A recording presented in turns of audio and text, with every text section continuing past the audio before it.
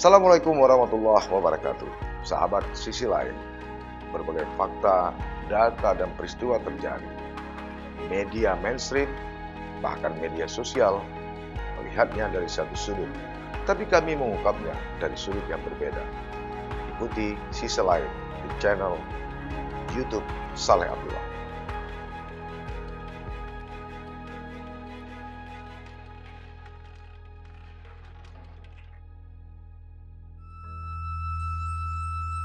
Nabungong selangat kemang Sabo bak dangke.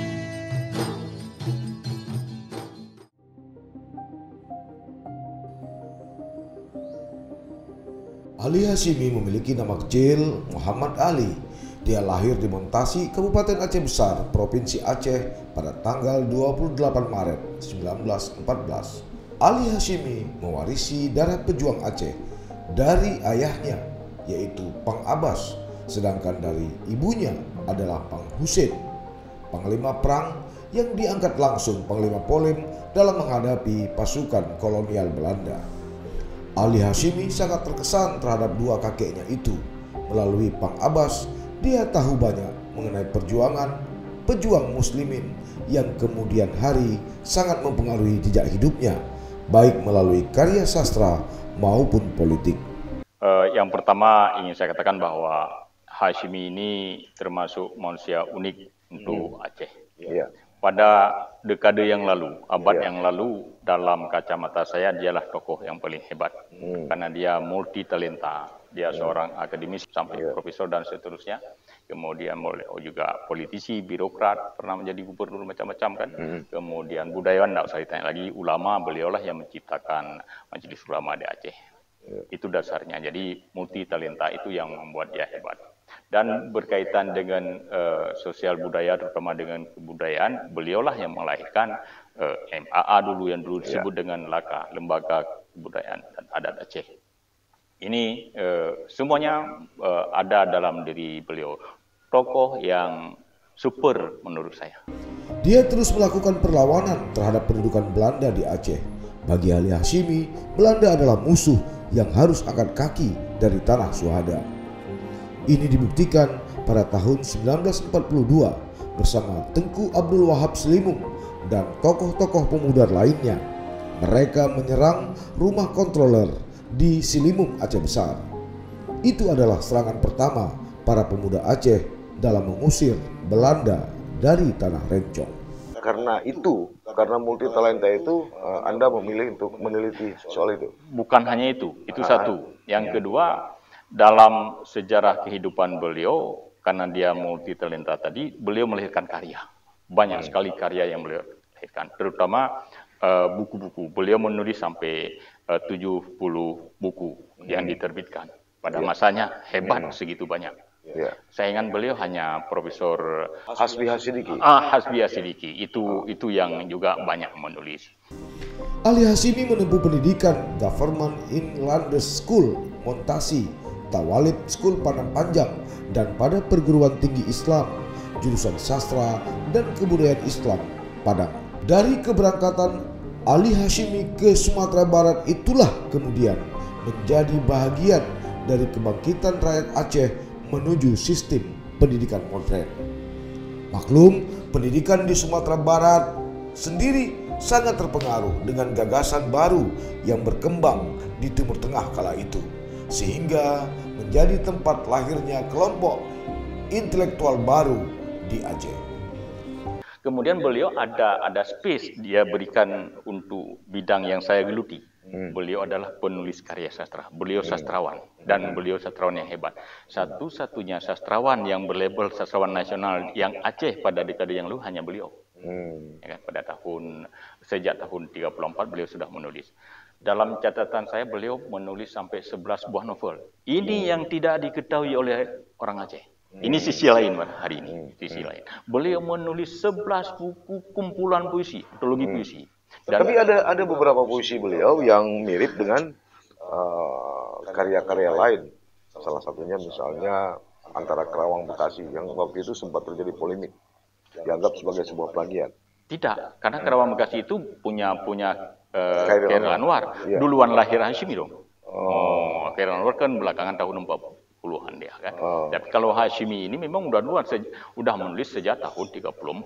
Dia sebelum kemerdekaan. Dan karya-karya monumental Hashimi itu adalah karya-karya yang sebelum kemerdekaan.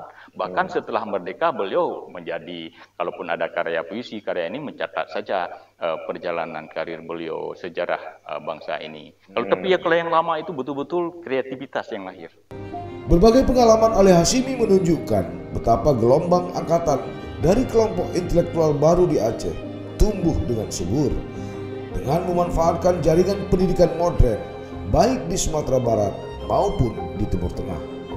Selanjutnya lahirlah lembaga-lembaga pendidikan Islam modern seperti Jadam, MIM Lampaku, Normal Islam Biren, dan lain-lain. Secara politik pun, kebangkitan dari kelompok intelektual ini juga mendorong lahirnya Persatuan Seluruh Ulama Aceh atau PUSA yang memang sangat memiliki pengaruh dalam reformasi pendidikan modern di Aceh. Usai menyelesaikan pendidikan tahap awal di Sumatera Barat, Ali Hashimi kemudian menjadi guru di perguruan Islam Silimung. Lembaga ini pun kemudian diisi oleh tokoh intelektual lainnya yang kemudian memiliki peran besar dalam revolusi sosial berikutnya di Aceh. Mereka adalah Ahmad Abdullah dan Said Abu Bakar. Nah, bagi seorang Dr. Wildan, Ali Hashimi ini katanya juga seorang sosok yang kaya dengan nasionalisme. Nasionalisme keindonesiaan atau keacehan yang beliau tonjolkan. Saya meneliti karya-karya beliau. Berdasarkan data yang terdapat di dalam novel-novel beliau yang menjadi disertasi saya menyimpulkan bahwa nasionalisme Hashimi adalah nasionalisme keindonesiaan berbasis nasionalisme kedaerahan keacehan. Contohnya seperti apa? Misal, salah satu, beliau sangat mengagung-agungkan Indonesia dalam berbagai aspek, termasuk memuji-muji Soekarno misalnya. Sebelum Indonesia Merdeka pun dalam karya-karya beliau sudah menamakan Indonesia Raya. Bahkan dalam tokoh-tokoh misalnya, dalam tokoh-tokoh novel beliau, salah satu yang paling bagus adalah Suara Azan dan Lonceng Gereja. Ini novel yang paling bagus. Judulnya Suara Azan dan Lonceng Gereja. Tokoh di dalam novel ini, yang satu anak mudanya Aceh. Yang ceweknya mereka pacaran, istilah sekarang Jawa. Dia mengawinkan tokoh-tokoh yang bagi antar etnis. Ini Indonesia, bukan keacehan. Berbeda. Dan tapi apa yang dia katakan? Yang dia tonjolkan situ, kan dia orang Aceh, dia ulama, dia tonjolkan tokoh Aceh pemuda ini seolah-olah membawa misi agama Islam. Tokoh yang perempuan, Ramayati namanya, membawa misi Kristen. Dan ini dikawinkan di dalam novel itu. Dan saya menduga, mungkin Anda baca ayat-ayat cinta Habibur Rahman, Habibur Rahman. Kayaknya dari sini inspirasi dia menulis ayat cinta itu. Paling tidak ada kontribusi pemikiran itu ya. Tahun 40 itu lahir. Ya, mungkin Ali Hashimi juga selain sastrawan, seorang agamawan, beliau ada juga berlatar belakang dari Tawali Padang Panjang ya. Kemudian juga seorang pejuang. Mungkin karena itu dia dekat dengan Soekarno. Bukan di situ, Karena pertama kan dia ini salah seorang di antara banyak anak bangsa Aceh ini yang dikirim untuk belajar ke Tawali Padang Panjang. Di sana dia berorganisasi. Basis dia adalah pada berorganisasi itu. Dia menjadi pengetua untuk masyarakat Aceh, terutama sang pelajar selama dia di Tawali itu. Jadi gerakan-gerakan yang dia ikuti dengan organisasi begini mendarah daging dalam diri dia, sehingga ketika dia pulang ke sini, hal itu yang dia bawa. Jadi di sana pada saat tahun-tahun 30-an, 40-an ketika beliau masih di Tawalib itu, mereka sudah mendapat pengaruh dari Hamka, sering berjumpa dengan tokoh-tokoh di tingkat nasional. Dan Hashimi, darah ini yang dia bawa dari sana, bukan hanya ulama. Jadi dia belajar betul di sekolah agama, tetapi dalam pergaulan sehari-harinya dia bergaul dengan tokoh-tokoh yang nasionalis itu. Saya menduga. Tapi Ali Hashimi juga mampu membangun komunikasi dengan Orde Baru, khususnya dengan Pak Harto ya. Itu kan terakhir. Kuncinya di mana itu? Hashimi ini pemain yang sangat ulung kalau di politik. Dia bisa masuk ke mana saja. Dan dalam konsep dia, ketimbang kita memusuhi orang, lebih bagus kita merangkul orang sehingga kita ada dari dalam kita merubah segala sesuatu. Selain aktif dalam dunia pergerakan, Ali Hashimi juga dikenal sebagai wartawan. Bahkan dalam satu kesempatan, Ali Hashimi pernah berkata, dia lebih ingin dikenal sebagai wartawan daripada seorang pejabat. Karena kemampuan Ali Hashimi dalam menulis itulah, dia kemudian diangkat pemerintah Jepang untuk membantu menerbitkan surat kabar Aceh Shimbun. Posisi Ali Hashimi saat itu sebagai redaktur. Surat kabar Aceh Shimbun ini kemudian memiliki peran besar dalam mengambil posisi politik untuk mendukung proklamasi kemerdekaan Indonesia. Setelah Perang Dunia Kedua selesai, Aceh Shimbun berubah menjadi surat kabar Semangat Merdeka. Media ini memiliki jasa besar dalam mempertahankan proklamasi kemerdekaan dengan memuat berita mengenai pemerintah pusat di Yogyakarta dan perjuangan rakyat Aceh dalam melawan agresi Belanda. Selain aktif dalam dunia pergerakan, pendidikan dan jurnalisme, Ali Hashimi juga pernah menjadi kepala jawatan sosial Keresidenan Aceh. Pada fase inilah kemudian persoalan krusial di Aceh dihadapi Ali Hashimi. Di awal pembubaran Provinsi Aceh melalui peraturan pemerintah pengganti Undang-Undang Nomor 5 Tahun 1950 tanggal 14 Agustus 1950. Isinya mencabut Peraturan Wakil Perdana Menteri pengganti Peraturan Pemerintah Nomor 8 Tahun 1949 tentang pembagian Sumatera Utara menjadi 2 provinsi. Lalu mengesahkan penghapusan pemerintahan daerah Keresidenan Aceh, Sumatera Timur, dan Tapanuli, serta pembubaran Dewan Perwakilan Rakyat Daerah tersebut. Selanjutnya menetapkan pembentukan Provinsi Sumatera Utara yang meliputi Keresidenan Aceh, Sumatera Timur, dan Tapanuli. Penghapusan provinsi ini kemudian memunculkan ketegangan bagi rakyat Aceh. Pengorbanan yang diberikan selama revolusi fisik tidak dihargai pemerintah pusat. Buktinya, Aceh dileburkan menjadi bahagian dari Sumatera Utara, sehingga terjadilah pemberontakan Darul Islam Aceh pada tanggal 21 September 1953. Pemberontakan tersebut sudah diprediksikan Ali Hashimi, sehingga kemudian ia menulis surat kepada pemerintah pusat untuk mengingatkan kemungkinan pemberontakan itu terjadi. Sayangnya, walau dia tidak ikut dalam pemberontakan tadi, namun 3 hari kemudian setelah proklamasi DITI Aceh, dia ditangkap dan dimasukkan dalam penjara di Medan, Sumatera Utara. Tuduhannya dia terlibat dalam pemberontakan yang dipimpin Tengku Muhammad Daud Bureh.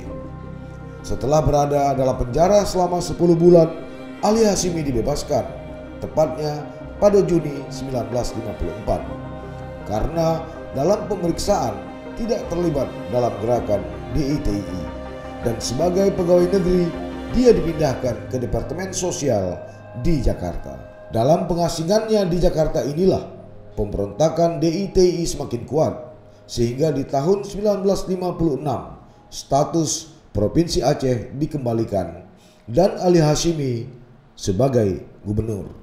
Jadi merubah dari dalam. Merubah dari luar. Dia tidak mau memusi sehingga dia cocok dengan sebuah kalangan.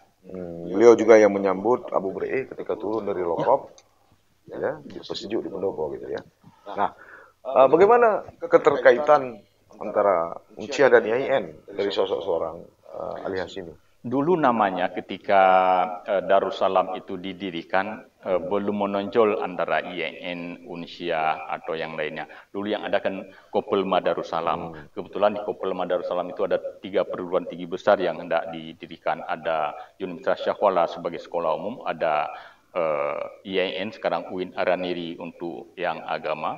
Kemudian ada yang tradisional, Tenggusi Pantikulu, itu untuk arah pesantrennya. Ini yang mau dikembangkan. Tetapi kemudian dalam perjalanan 2 ini yang menjadi besar karena dinegrikan. Yang satu memang apa disengaja atau tidak, tetap dia swasta dan bertahan sampai sekarang meskipun belum ada, kita tidak melihat ada sebanding dengan kedua lembaga yang lain. Belum ada tanda-tanda kemajuan. Jadi Hashimi ini bermain di 2 sisi ini, ya kan? Bermain di 2 sisi ini. Jadi yang saya pantau karena pada saat itu Hashimi gubernur Aceh. Ya kan, Gubernur Aceh bersama-sama Unggaharu. Jadi mereka lah yang berperan di sini. Berperan untuk mendirikan Kopelma Darussalam. Nah. Walaupun sempat terjadi pergesekan juga ya ketika itu, memilih antara Darussalam dengan Matai gitu ya. Itu hanya lokasi. Itu hanya lokasi. Bersama-sama Unggaharu waktu itu ya. Mereka bersama-sama turun ke lapangan melihat di mana lokasi yang paling sesuai, dan saya pikir kalau dalam tahun belakangan kayaknya cocok di Darussalam. Tapi untuk kondisi hari ini kayaknya enak cocok lagi juga. Makanya sekarang dengan ada perkembangan sedemikian rupa, UIN sekarang sudah sangat besar, Unsyah sudah sangat besar, butuh lokasi yang lebih representatif. Ketika diminta pemerintah pusat untuk menjadi gubernur Aceh, Ali Hashimi mengatakan yang sangat penting dan menjadi kata kunci. Kata dia, saya bersedia menjadi gubernur, tapi saya tidak membawa api, melainkan air. Sehingga kebijakan pertamanya dalam menyelesaikan pemberontakan DITI Aceh adalah dengan menghubungi beberapa tokoh penting dalam tubuh gerakan tersebut, seperti Tengku Ali Piyung dan A. Jalil Amin. Upaya pendekatan melalui kedua sahabat lamanya itu kemudian menuai hasil positif.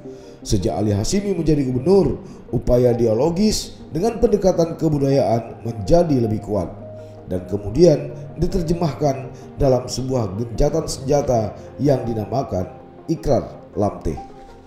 Dari sanalah kemudian berbagai cikal bakal pembangunan pendidikan Aceh lahir dan bangkit. Dimulai dari pendirian Kopelma Darussalam sebagai titik awal cita-cita kelompok intelektual Aceh yang sempat tertunda. Akibat terus berada dalam keadaan perang yang tak berkesudahan. Baik, Dr. Wildan kan sudah punya pengalaman pasca Ali Hashimi, mulai dari Ibrahim Hasan, Samsudin Mahmud, Abdullah Putih, Irwandi sampai dengan hari ini.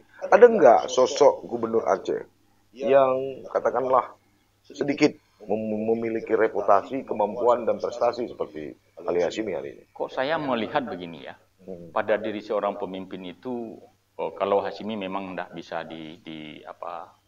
dikatakan yang sesuatu yang negatif karena dia sosok yang multi talenta tadi, sehingga dalam dirinya lengkap semuanya. Keulamaannya ada, budayanya kuat, sastrawan juga. Saya melihat memimpin Aceh ini harus dengan seni, dengan seni, tidak boleh dengan kerangkang. Ya kan? Kita udah lihat itu, dan Hashimi berhasil. Hashimi berhasil. Baik. Ya kan? Sosok yang seperti itu mirip-mirip sedikit ada pada Ibrahim Hasan. Bagaimana Ibrahim Hasan juga sangat menghargai keberadaan seniman. Sama yang gubernur sekarang ada nggak kemiripan? Jauh kayaknya. Jangan saya komentar karena saya kan pembantu beliau kemarin. Nah, enak. Ini kan kita nggak bicara birokrasi, kita bicara akademisi nih. Ada. Beliau juga seniman sebenarnya karena beliau arsitek. Jadi ada senimannya ada. Cuman persoalan kalau kita bandingkan dengan Pak Hashimi, tingkat kesenimanannya mungkin pemahamannya yang berbeda, cara menikmati seninya. Kalau Ibrahim Hasan dulu saya katakan, hampir setiap tahun beliau menyelenggarakan festival Sedati. Kemudian ada salah satu troubadour Aceh itu yang paling hebat, PM Tok, selalu hidup di sana. Untuk apa mereka? Yang pertama, beliau menghargai kreativitas seniman. Yang kedua, menjadi corong ini mereka ini. Apa yang dikerjakan oleh Ibrahim Hasan, kemana-mana mereka bawa, itu yang disampaikan. Masyarakat Aceh sangat mudah dengan syai-syai, dengan pantun-pantun, dengan ini yang diterima. Nah, sekarang ini yang mungkin mulai putar dalam kehidupan kita. Sehingga apa? Ya, masyarakat umum juga, rakyat kecil juga seperti kehilangan seni dalam kehidupannya. Baik. Darussalam sebagai tempat mencetak pemimpin Aceh masa depan atau disebut sebagai Angkatan Darussalam, yaitu satu generasi baru setelah Angkatan 1945. Ali Hashimi juga berharap Angkatan Darussalam mampu membangun hubungan antara ilmu pengetahuan dengan pengalaman dan realitas yang terjadi dalam masyarakat Aceh. Inilah bentuk nasionalisme keacehan dan keindonesiaan dari seorang Ali Hashimi yang diungkap dan terangkum dari begitu banyak karya sastranya. Nasionalisme keacehan dan keindonesiaan yang digagas dan dijalankan seorang Ali Hashimi menjadi bagian penting bagi Aceh. Maklum, hingga akhir abad ke-19, Aceh diakui sebagai sebuah negara berdaulat dan usai dijajah Belanda serta Jepang kemudian bergabung dengan Indonesia. Tidak dapat dipungkiri, nasionalisme dan sastra merupakan dua hal yang saling berkaitan, berperan dalam mencetus, membentuk, dan mengembangkan nasionalisme. Demikian halnya dengan novel dan karya sastra Ali Hashimi. Hanya saja, apakah spirit kebangsaan yang telah dilahirkan Ali Hashimi dalam sejumlah novelnya itu telah merefleksikan nasionalisme keacehan dalam bingkai keindonesiaan menjadi lebih bermartabat. Jangan lupa like, komen, dan subscribe. Serta aktifkan lonceng notifikasi. Subhanallah wahdahu wa bihamdihi Khaliqul badri wal laili azza wa jalla Ulun puja pasi berapa syukur ke Rabbi ya aini ke kamu negeri bersuci Aceh mulia